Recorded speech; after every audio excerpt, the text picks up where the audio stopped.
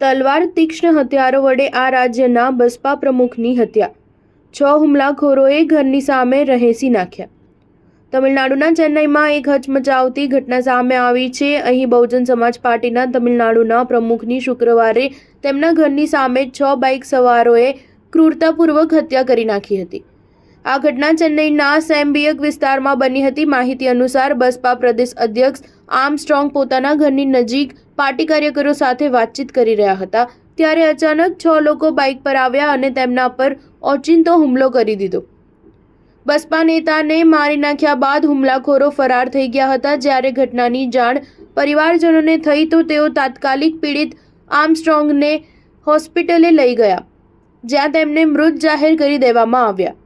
આ મામલે પોલીસે કહ્યું કે ગત વર્ષે ગેંગસ્ટર આર્કોટ સુરેશની હત્યાનો બદલો લેવા માટે આ ઘટનાને અંજામ અપાયો હોઈ શકે છે।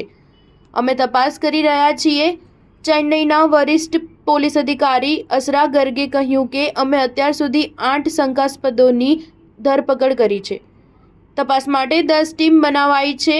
અપરાધીઓને પકડવા માટે ચક્રો ગતિમાન કરાયા છે। આ મામલે બસપાના રાષ્ટ્રીય પ્રમુખ માયાવતીએ ટ્વિટર પર એક પોસ્ટમાં કહ્યું કે આર્મસ્ટ્રોંગ દલિતો માટે મજબૂત અવાજ બની ગયા હતા। તેમના હત્યારોને છોડવામાં ન આવે। આર્મસ્ટ્રોંગની હત્યા ટીકાને પાત્ર છે। રાજ્ય સરકાર આ મામલે કડક કાર્યવાહી કરે। સ્ટાર ન્યૂઝ 7 હંમેશા સચ્ચાઈની સાથે।